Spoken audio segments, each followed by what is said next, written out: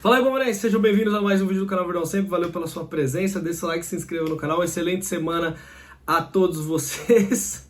Tô rindo do gol que o Berlozzi perdeu. A gente vai falar um pouquinho sobre isso e mais algumas outras coisas. Vocês vão ver o que o Daronco colocou na súmula e também algum Palmeiras chega a uma marca importante. O Abel Ferreira ontem fez uma autocrítica sobre o que eu falei ontem no pós-jogo e alguns de vocês também fizeram. E galera, você que tem FGTS, tá querendo fazer o resgate, você pode resgatar o seu fundo de garantia até 10 anos. Entre em contato com a Mais Ágil no primeiro comentário e na descrição. Eles vão explicar o passo a passo e você pode estar precisando dessa grana e a Mais Ágil vai ajudar você nesse resgate do FGTS, beleza? Primeira coisa, o seu Daronco, ontem, né, que... o Daronco é um juiz que é um cara totalmente sem critério, né? É um árbitro fraco demais, não tem critério nenhum. Teve uma falta do Maicon ontem que ele pegou, acho que foi o Zé Rafael, uma falta para cartão amarelo, falta clara, ele não deu cartão. Simplesmente ele esqueceu o cartão lá, não deu. E aí a falta do Murilo, que o Murilo fez no meio de campo, que foi questionável, o Yuri Alberto também. Então foi uma falta de jogo, né? Ele deu um amarelo. Mas foi uma falta comum, não era uma falta para cartão amarelo. Não era. E ele foi e deu um amarelo pro Murilo.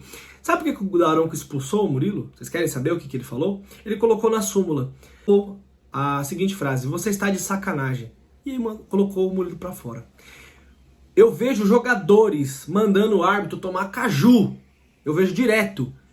E o cara falou que tá você tá de sacanagem. E ele expulsar para colocar sua autoridade. Inclusive o Everton falou depois na coletiva que o Daronco é um juiz que gosta de mostrar autoridade, né? Só que ele poderia mostrar autoridade aplicando a regra e tendo critérios, coisa que ele não tem. Então ele quer impor a sua autoridade de outra forma, de uma forma abusiva. E aí expulsou o Murilo por proferir a palavra está de sacanagem. Agora eu pergunto, vocês acham que um cara desse tinha que apitar jogo do Palmeiras ainda? Vocês não acham que a diretoria tinha que fazer alguma coisa? Exigir respostas da CBF, do CNM? Porque não tem condição. O cara ser expulso porque falou você tá de sacanagem.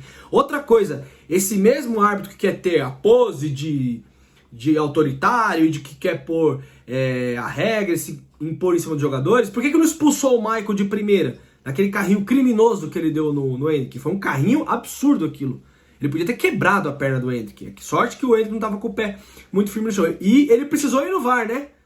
Ele precisou ir no VAR, o Zangief, aí, pra poder expulsar. O Yender ficou lá olhando no monitor, né? Ai, como é que eu não expulso esse jogador aqui? Não vai dar, né? Então, assim, é lamentável. E agora eu quero ver se o STJD, do jeito que o STJD é capaz de denunciar o Murilo por ter falado a palavra você tá de sacanagem, e não o Michael. Porque em qualquer campeonato do mundo, o jogador do Corinthians tomaria 3 jogos. 3 jogos por ser expulso direto. Um carrinho daquele, ele tinha que ser denunciado por excesso de força e por levar... pela integridade do Hendrick, física, né, que ele poderia ter quebrado a perna dele, e tomar um gancho enorme. Eu quero ver se o STJD se ele vai ser denunciado e se o STJD vai analisar isso e punir o Michael. Eu quero ver, eu vou ficar em cima disso daí, porque foi, repito, uma entrada violentíssima do Michael no Hendrick ontem. O Palmeiras chega à marca de 7 jogos sem tomar gols, né? O Palmeiras voltou a ter uma consistência defensiva que é uma coisa importante. Se você não toma gols, a chance de você perder é menor. O Palmeiras atingiu mais, continuou uma grande série invicta contra o Corinthians. O Corinthians segue sem vencer o Palmeiras desde lá de 2021, naquele jogo, um jogo antes contra o Atlético, naquele quando nem tinha torcida ainda, e de lá pra cá o Corinthians não venceu o Palmeiras, e o Palmeiras consegue uma grande série invicta aí também no Campeonato Brasileiro. Sobre a coletiva, o Abel Ferreira falou ontem, o Abel é um cara muito humilde, né? Ele várias vezes na coletiva ele fala assim, eu errei nisso daqui, não deveria ter feito isso. Ele até fala que todos são passíveis de erros. Mas tem uma coisa que eu tenho refletido aqui sobre o Abel Ferreira nesse sentido. O Hendrick no começo do ano era titular do time, vocês lembram, né? Ele era titular do time, aí ele começou a ter oscilações, acabou indo para o banco de reservas, né?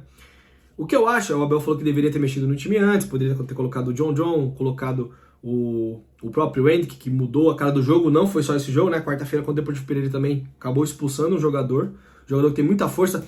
Claramente, o Hendrick, pelas atuações que ele teve nesses 2 jogos, ele mostra que ele pode ser um ponta. Por quê?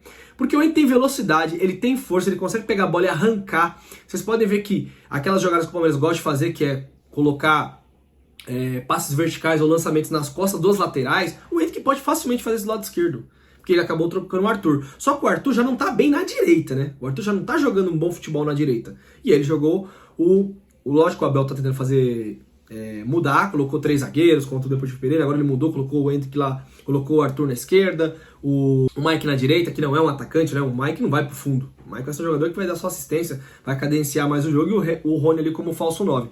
Então eu acho assim, o Arthur não tá bem no jogo, ele não tá bem nos jogos, ele não vem numa boa sequência. Então se ele não tá rendendo na direita, como é que ele vai render na esquerda? E o Abel até falou que o Hendrick é um jogador que tem muito potencial, entrou ontem, e eu acho que agora ele vai começar a dar uma sequência.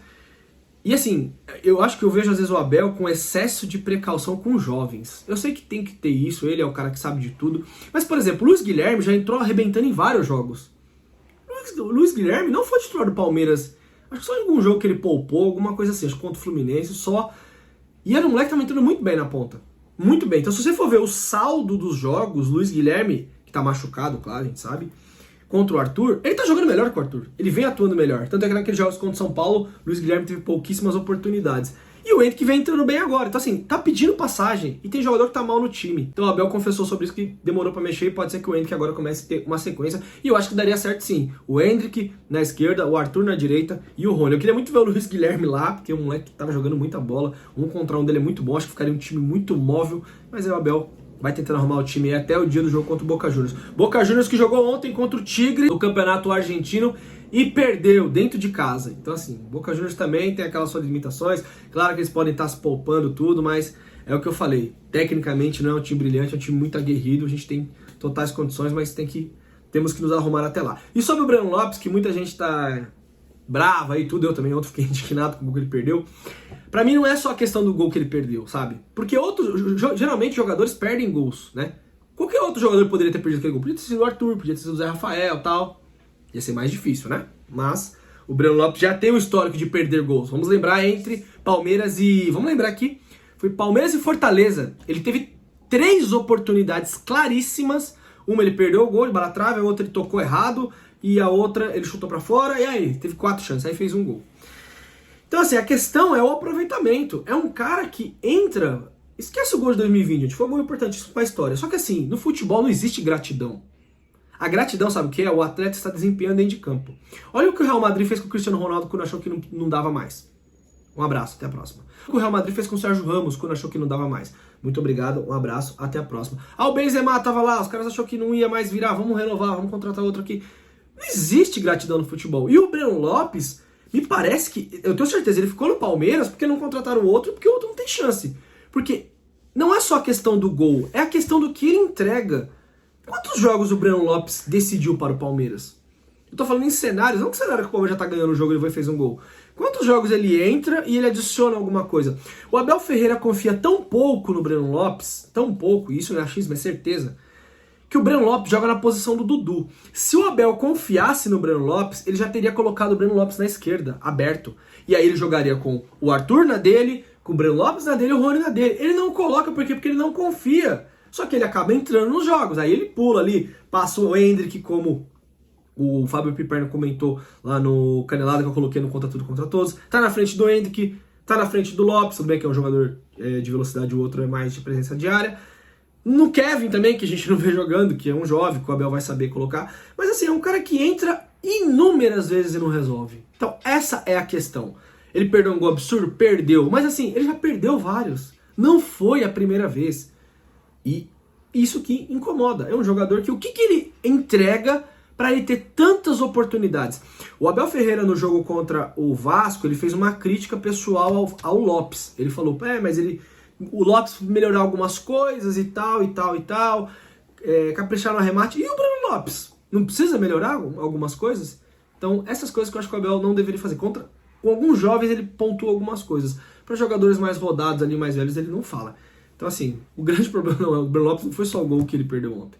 São os jogos que ele joga e ele não resolve. Pelo menos é o que eu acho. Um abraço, galera. Ótima semana. Mais tarde eu tô de volta. Hoje tem live pra gente resenhar um pouquinho sobre o nosso Verdão. 6 horas da tarde. Eu fico aguardando vocês. Beleza? Tamo junto. Que é Verdão sempre mais.